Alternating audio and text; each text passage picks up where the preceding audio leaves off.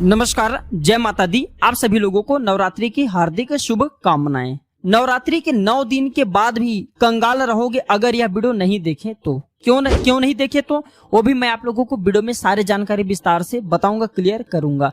देखिए, आप में से अधिकतर जो लोग हैं नवरात्रि में बहुत सारे गलती कर बैठते हैं। ऐसे गलती के 9 दिन तक आप माता रानी की खूब पूजा करते हैं। माता रानी की पूजा करने के बाद जो चावल होती हैं, जो श्रृंगारिक सामान होती हैं, अगरबत्तियां की जो कहा जाए जले हुए भस्म होते हैं, जो श्रृंगारिक सामान होते हैं, जो देवी सिक्का होती हैं, इसे आप नदी में जाकर के विसर्जित कर देती हैं। यही सबसे बड़ी मूर्खता है। सारे जानकारी इस वीडियो में मैं आप लोगों को विस्तार से बताऊंगा, इनका क्या करना चाहिए, कैसा करना चाहिए।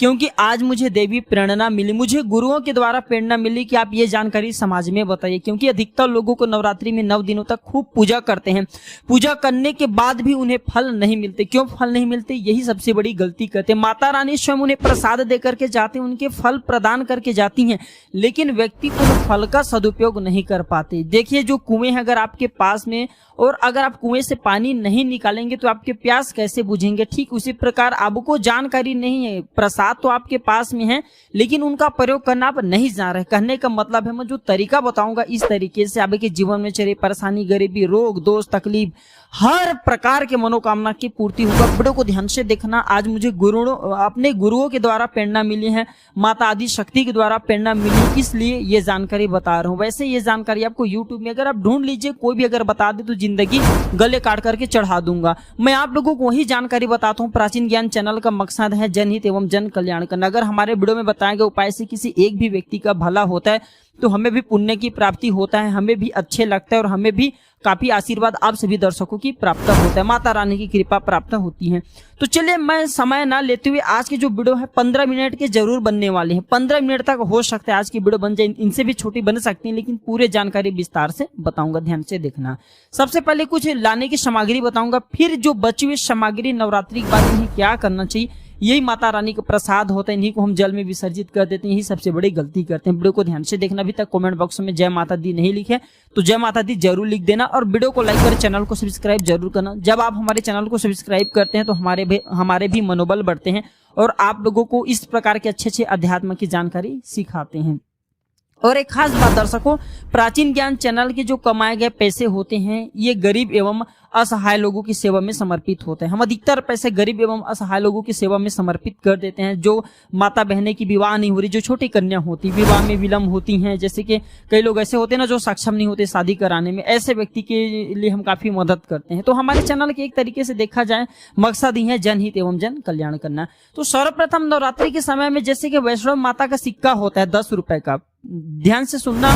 जो माता वैष्णव माता का जो सिक्का होता है 10 रुपए या 5 रुपए के आजकल सिक्के में छप करके आते हैं फोटो, या फिर चांदी के सिक्के आपके पास में जैसे माता लक्ष्मी का, तो ये सिक्के जो आप जोत जलाते हैं, वो जोत जलाने वाले आपने जैसे कि पात्र रखे कांच के लोटे में जलाते हैं। कई लोग क्या करते हैं जैसे कि मिट्टी के ही ले लेते हैं, मिट्टी का कलश स्थापित करते हैं। तो कलश में आपको क्या करना है, वैष्णव माता का सिक्का है या फिर आपने माता लक्ष्मी का सिक्का लेकर के मार्केट से लाएं, वो आपको डाल देना है। 10 दिनों तक जोत जलते हैं तो क्या होता है, जो ये सिक्के जागृत हो जाते हैं, और जागृत सिक्का हमेशा अपना फल प्रभाव दिखाते हैं, अपने अच्छा पुनरु से प्रभाव दिखाते हैं। इस सिक्का को अपने पास में रखें या फिर इस सिक्का को आप जो है धन पेटी में रखें, तो आजीवन आपके घर में या आपके जीवन में धन का अभाव नहीं होगा। बहुत से लोग जो देवी देवता पूजा पाठ टोने टोट के इसे अंधविश्वास बोलते हैं, क्योंकि मूर्ख के सामने में अब क्या बात बोले। चले, मैं आप लोगों को अब बताना चाहूंगा कि नवरात्रि के समय में आप कौन सी गलती करते हैं जिससे आप निर्धन रह जाते हैं। तो देखिए, ऐसा कहा गए हैं कि अधिकतर लोग जो चावल होते हैं, ध्यान से सुनिए, पूजा पाठ करने के बाद जो बचा हुआ चावल होते हैं माता रानी को जो हम चढ़ाते हैं, वही चावल की मैं बात कर रहा हूँ, न कि जो ढेर सारा चावल रहते हैं उनके। जो माता रानी को हम क्षमा याचना करने के दौरान जो चावल चढ़ाते हैं, पुष्प चढ़ाते हैं, सिक्के चढ़ाते हैं, उसे हम नदी में बहा देते हैं। वाह, आपने 9 दिनों तक माता रानी की पूजा किया, माता रानी ने आपको प्रसाद स्वरूप चावल दिए, पुष्प दिए, सिक्के दिए, उसे आप नदी में बहा देते हैं। यही सबसे बड़ी मूर्खता है। आज मुझे गुरुओं के द्वारा प्रेरणा मिली, इसलिए मैं आप लोगों को ये जानकारी बता रहा हूँ। तो 9 दिन के फल आपने क्या किया, सीधे नदी में जाकर के बहा दिया, ऐसा नहीं करना चाहिए। जो चावल होता है, पिछले वाले वीडियो में भी मैं आप लोगों को नवरात्रि की जानकारी बता रहा था, उसमें भी बताया हूं। जो नवरात्रि में जो बचा हुआ माता रानी के चावल होते हैं, चढ़े हुए चावल होते हैं, इस चावल को आप अपने अन्न भंडार में रखें। अन्न भंडार के मतलब जैसे कि आप अपने घर में जो चावल पका करके खाते हैं उसमें डाल दीजिए, कुछ धन स्थान पे रख दीजिए। अब इसका बेनिफिट सुन लीजिए। और जो पुष्प रहते हैं आप इसे धन स्थान में सुखा करके रखें, अपने पर्स में रखें। जो सिक्के होते हैं इसे भी धन पेटी या पर्स में रखना चाहिए।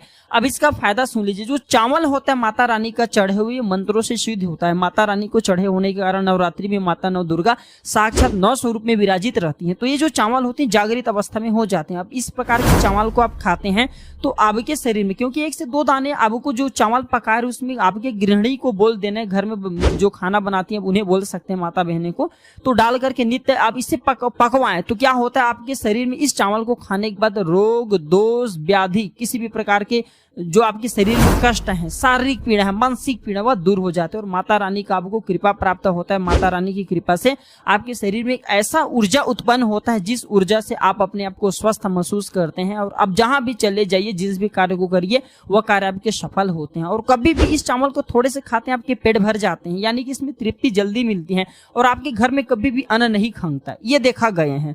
आप में से अधिकतर जो लोग हैं माता रानी को श्रृंगारिक सामान जरूर चढ़ाते होते होंगे और श्रृंगारिक सामान चढ़ाने के बाद इसे आप तो नदी में बहा देते होंगे या फिर किसी अन्य को दे देते होंगे। तो ऐसा नहीं करना है। जो श्रृंगारिक सामान आप चढ़ाते हैं माता रानी के लिए 9 दिन के बाद इस श्रृंगारिक सामान को अपने घर के जो शादीशुदा महिला इसे देना चाहिए। इसे क्या बेनिफिट होता है?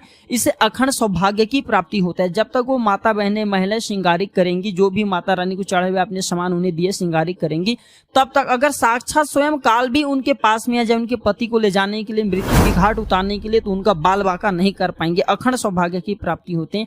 महिलाएं घर की साक्षात लक्ष्मी होती हैं, इसलिए जो बचे हुए माता रानी को चढ़ा के श्रृंगारिक सामान होती है माता बहनों को जरूर देना चाहिए।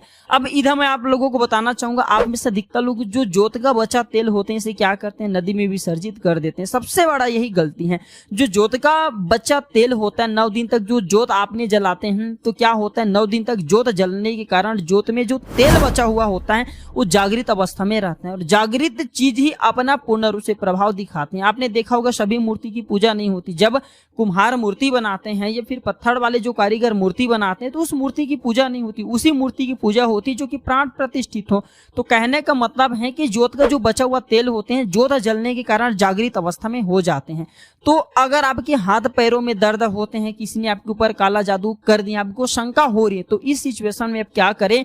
जो जोत का बचा हुआ तेल होते हैं आप अपने सिर में लगाइए। शरीर के 7 हिस्से में लगाना होता है। सिर में लगाइए, आप अपने कंठ में लगाइए, आप अपने हृदय में लगाइए, आप अपने जो है जंघों में लगाइए और हो सके तो आप अपने जो शरीर के आपको 7 हिस्से में लगाना होता है। तो शरीर से कैसा भी तंत्र विकार लगाओ, किसी ने काला जादू, भयंकर काला जादू कर दिया हो, जिसका तोड़ बड़े बड़े कहा जाए तो ऐसे होते हैं ना, ओझा लोग रहते हैं, तो ओझा लोग भी नहीं कर पा रहे हैं, तो ओझा लोग से भी ज्यादा पावरफुल काम कराने का काम करेंगे। माता रानी के साक्षात कृपा होता है। तत्काल देखना 5 मिनट में आराम मिलेंगे। आज हमें गुरु के द्वारा इस वजह से प्रेरणा मिली कि यह जानकारी समाज में बताया जाए। इस जानकारी से आपका भला होगा। आप जो ओझा लोग हैं इनके चक्कर आपको लगने की जरूरत नहीं। 9 दिन तक पूजा करते हैं। पूरे 1 साल के लिए जोत का बचा हुआ तेल बचा करके रखें। सिर दर्द होते हैं, सिर दर्द वाले हिस्से पे लगा सकते हैं। अगर किसी कारणवश कभी कभी ग्रह नक्षत्रों के पीड़ा के कारण सिर दर्द होती है तो सिर दर्द होना बंद हो जाते हैं। यानी कि जितने भी पारालौकिक शक्तियों के कारण आपके जीवन में परेशानी आती है, सिर दर्द हो रही है, शनि है, राहु है, केतु है, दुष्ट शक्तियों के द्वारा आपको सताया जा रहा है, तो यह तेल 7 हिस्से बस में लगाना होता है। शरीर के 7 हिस्से में लगा लीजिए। सिर, पैर, हाथ, कोहनी या फिर जो कहा जाए आप अपने हृदय में लगा सकते, कंठ में लगा सकते। इस प्रकार से आपको 7 हिस्से का चुनाव करना होता है। तो कैसा भी आपके जीवन में परेशानी हो, शरीर में शारीरिक पीड़ा हो, सारे पीड़ा दूर हो जाते हैं। चलिए मैं आप लोगों को बताना चाहूंगा, अगरबत्ती की जो भस्म आप जलाते हैं या फिर आप गोबर की कंडे जलाते हैं या फिर आप माता रानी के लिए जो भी चीजों को जलाते, तो इनके भस्म का क्या करना चाहिए? जलाने के बाद ही जो अंतिम चीज होता है भस्म होता है, तो भस्म का क्या करना चाहिए?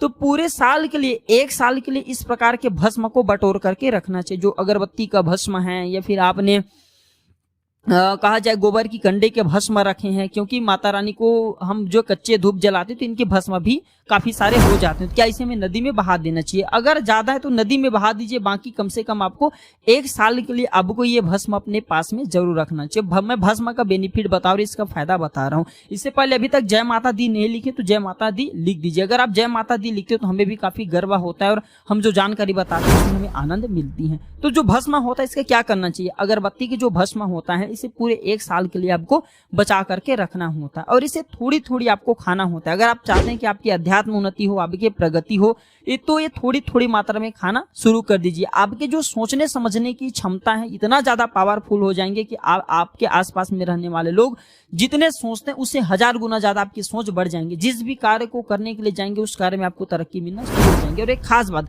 छोटे बच्चे को गांव में चाहे आप शहर में रहते हैं कहीं भी रहते हो, नजरदोष बहुत ही जल्दी लग जाते हैं। तो जो अगरबत्ती का भस्म होता है माता रानी के लिए 9 दिनों तक आपने भस्म जला करके रखे हैं, वह भस्म की थोड़ी सी इसके तिलक आप जो उनके मस्तक पे लगाइए, या फिर चाहते हो तो जिस हिस्से में दर्द हो रहा है, जैसे कि पेट में अचानक से दर्द हो रहे हैं, कई लोग प्रेत वगैरह डाल देते हैं, ये सब अधिकतर देखा गया इसलिए मैं जानकारी बता रहा हूँ। तो उस हिस्से में आप जो है ये भस्म को रगड़ दीजिए, अच्छी तरीके से भस्म लगा दीजिए। तो पेट में अगर प्रेत लगाओ, प्रेत भस्म हो जाएंगे, बाहर निकल जाएंगे। सिर दर्द हो रहे सिर में लगा दीजिए।